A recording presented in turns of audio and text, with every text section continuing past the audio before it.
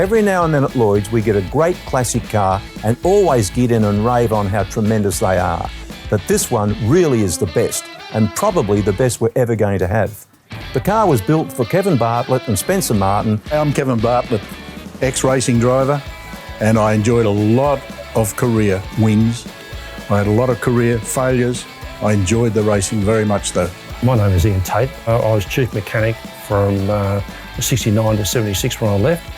I was privileged to be part of the dealer team in the golden era, in my opinion. This is Harry Firth's first HDT Bathurst Monaro he built when HDT first kicked off in Melbourne.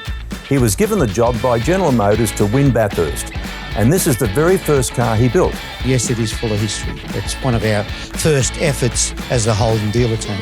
General Motors was sort of half for motorsport and half against. Around mid-68, there was rumours that they wanted to get rid of Harry because he's getting too old. They were going to bring a hotshot from America to run the team, and Harry became redundant overnight. And then the offer came along from General Motors to form the dealer team. He was given the job and set up his workshop.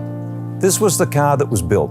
So this car, probably the rarest out of all of the Monaros that were built at the time, and the one that started off the Holden Dealer Team and Holden's brilliant record of Bathurst and other races across Australia. The Australian Touring Car Championships. This is what kicked it off.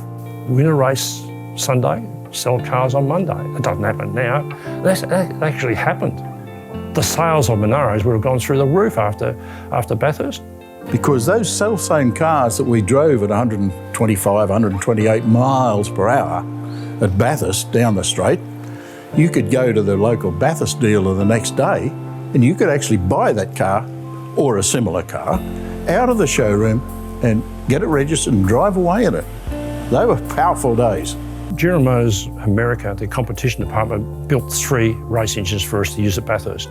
The whole thing was hand-built, if you know, after the factory. The whole car was hand-built after that. That's how you build a race car in those days. GM were interested in it, but they wanted a couple of high-profile drivers to drive the Monaro. The year before and the year before that, Spencer Martin and I were the Australian champion drivers. Because this was our first showing, if you like, on the track. At the initial run at Sandown, after the car did some practice laps, it was about 45 minutes into the race when the car ran out of brakes. It was a first off toe in the water exercise for them, as we all appreciate these days. When they changed the pads, they actually put in a set of road pads. The brake pads we had weren't all that, no competition pads, but not competition enough for Sandown.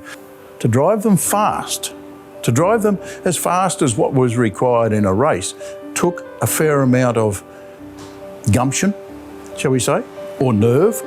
They weren't frightening cars because they had faults. You knew the brakes, if you used the brakes up, they wouldn't last.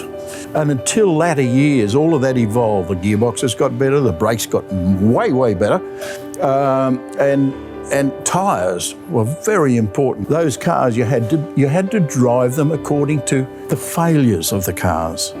Spencer was elected to start the drive. Spencer lasted as long as he did, I think about 45 minutes or something like that into the race.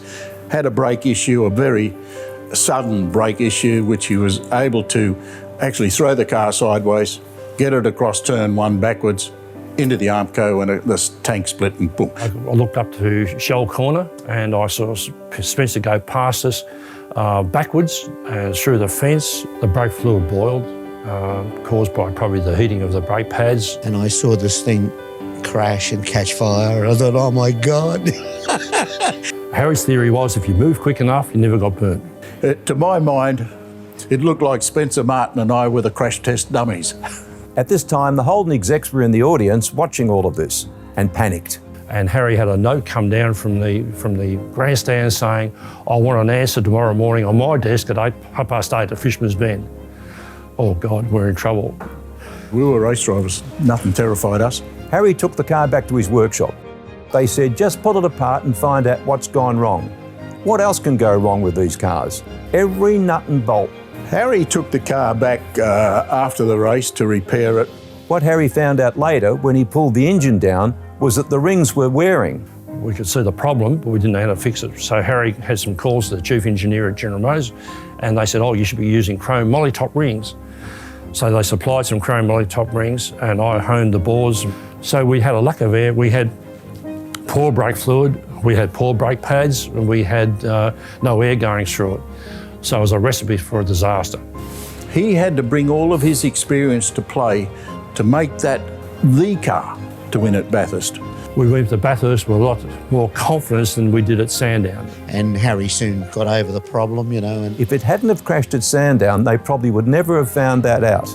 I mean, the embarrassment would have been terrible if he hadn't have done all of that homework. It's amazing how one little incident can change history.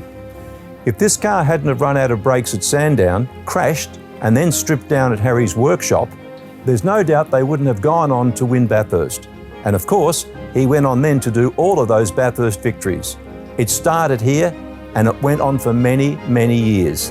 There's no doubt in my mind that we wouldn't have won Bathurst. And of course, he went on then to do all of those Bathurst victories. yeah, that's how we got started, you know. And we went on from strength to strength, won every race in Australia and run every rallycross and rallies and everything else. So. Have a look at this car, the very first Monaro built by Harry Firth and an iconic piece of Australian motorsport history.